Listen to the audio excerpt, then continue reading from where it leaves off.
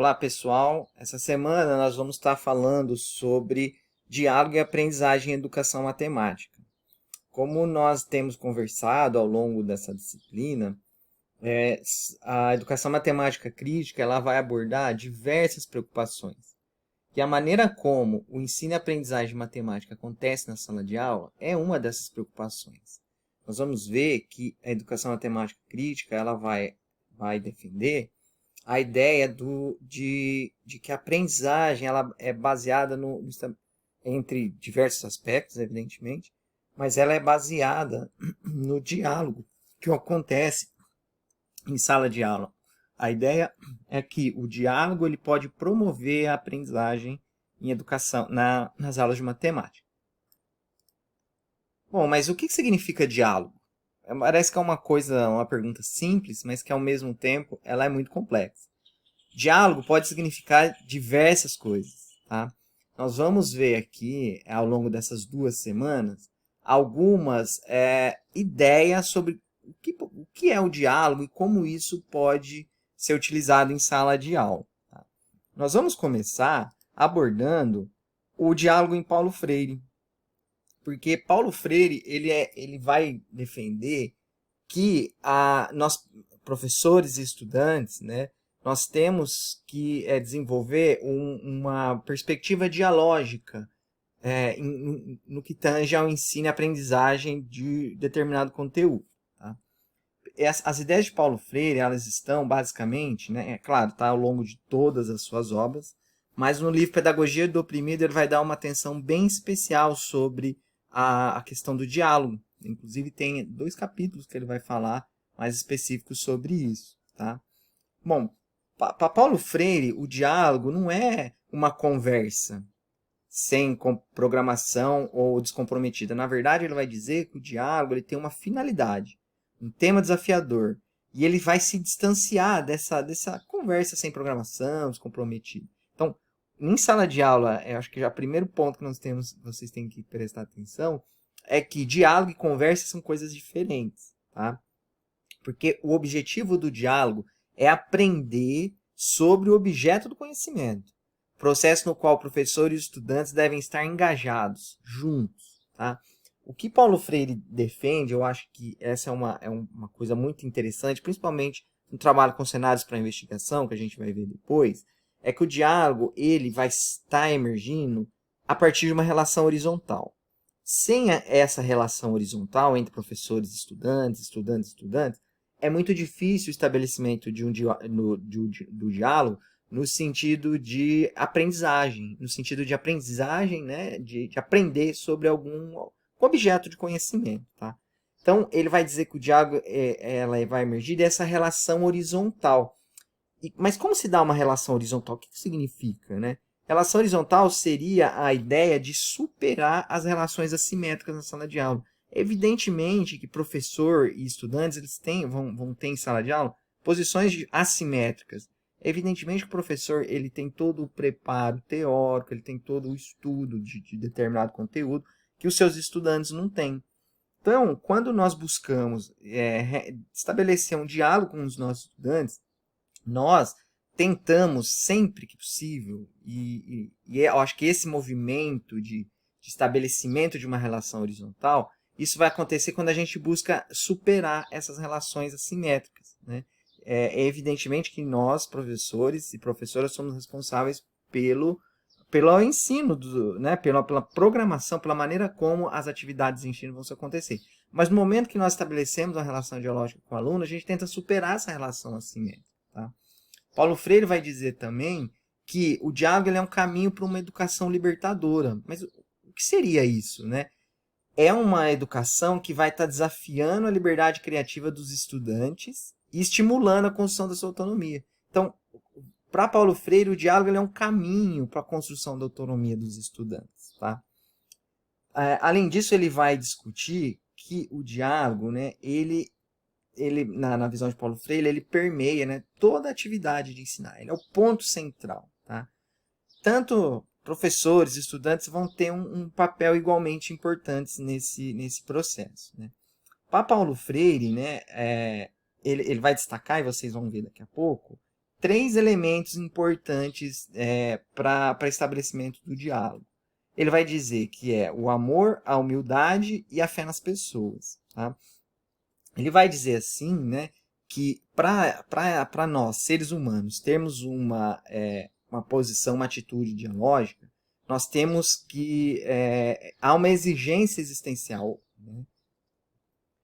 Para ele, então, é uma exigência existencial o estabelecimento do diálogo. E um ponto-chave, né, é que o diálogo ele é o oposto do que ele chama de educação bancária. Né? Eu usei aqui o termo, né? É uma anti-educação bancária.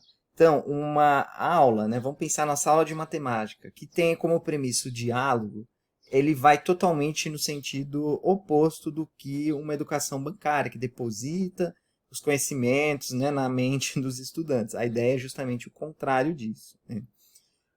O que nós podemos entender, né, dessas ideias de Paulo Freire? Né? Que o diálogo, então, é uma exigência existencial, na concepção dele. Né? O diálogo ele vai surgir por meio de uma relação horizontal entre as pessoas, na busca do que ele fala ser mais. É estabelecido por meio de uma confiança de um polo no outro, ou seja, quando ele fala a gente tem que ter fé nas pessoas, ele vai dizer assim, fé no sentido de que, olha, eu acredito que que essa criança, esse estudante, ele pode aprender. Isso é você ter fé nas pessoas. Né? Então, para ele, o diálogo é um caminho para a educação libertadora, aquela que vai estar desafiando a liberdade criativa dos estudantes e estimula a construção da autonomia.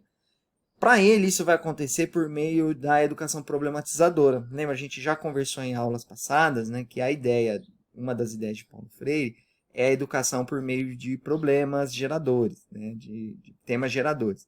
Então, ele vai surgir, para ele, o diálogo surge nesse caminho. Tá? O que seria, então, uma educação problematizadora? Situações que envolvem diretamente os estudantes. Os estudantes participam do processo de ensino-aprendizagem. Né? Então, são propostas, né, de atividades em que levam os estudantes a indagar, a interagir e a fazer problematizações. O que nós temos visto, né, particularmente na nossa disciplina, é o trabalho com investigações matemáticas. O trabalho com investigações matemáticas ele tem muito dessa característica, né, da educação problematizadora que Paulo Freire vai estar defendendo. Mas também existem outras tendências que podem ser pensadas nesse sentido. Por exemplo, a modelagem matemática, a própria resolução de problemas. Então, são tendências em educação matemática onde essa ideia de educação problematizadora ela acontece e que, mais importante disso, né, é um caminho, né, são tendências em que dificilmente ela se materializa sem uma concepção dialógica, né, sem o diálogo existente, né, entre professores, estudantes. Então, eu acho que essa primeira parte que nós vamos ver da disciplina, Paulo Freire, ele vai dar uma ideia bem geral sobre a ideia de diálogo. É uma ideia que vai além da questão do dia a dia em sala de aula. Por isso que ele fala, é uma exigência existencial mesmo. Né? Então, nós temos essa postura dialógica, não só nas atividades de ensino, mas da nossa forma de ser, né? de ser humano. E o que nós vamos ver, né, na sequência é que essa ideia está muito alinhada com a ideia de investigações matemáticas. Tá? Então, por isso que é muito importante conhecer o que Paulo Freire fala sobre diálogo, refletir sobre isso, pensar sobre isso e, posteriormente, nós vamos ver como que na educação matemática isso pode ser realizado. Tá? Bom, o que vocês vão estar fazendo agora essa semana? Né? Essa semana vocês vão fazer 2 atividades. Tá? Então, além desse vídeo, vocês vão fazer 2 atividades. A primeira, vocês vão fazer a leitura, que eu já postei lá no Moodle, das páginas 133 até a 145, do capítulo 3 de Pedagogia do Oprimido, de Paulo Freire. Vocês vão ver que assim, várias das coisas que eu falei bem resumidamente nesse vídeo vão estar sendo reforçadas lá. O que vocês vão fazer? Ó? Vocês vão fazer um texto com um resumo, tá, gente? Dos principais pontos abordados pelo autor neste trecho de leitura. Mas é um resumo mesmo, tá, gente? Eu ainda chamei a atenção aqui, ó. Procure não ultrapassar 3 páginas na elaboração do seu resumo, tá? Então, essa é a primeira atividade que vocês vão fazer. Eu vou abrir lá, você faz o resumo dessa parte onde Paulo Freire vai estar falando a sua ideia de diálogo e como isso pode desencadear, né, processo de ensino e aprendizagem. tá bom?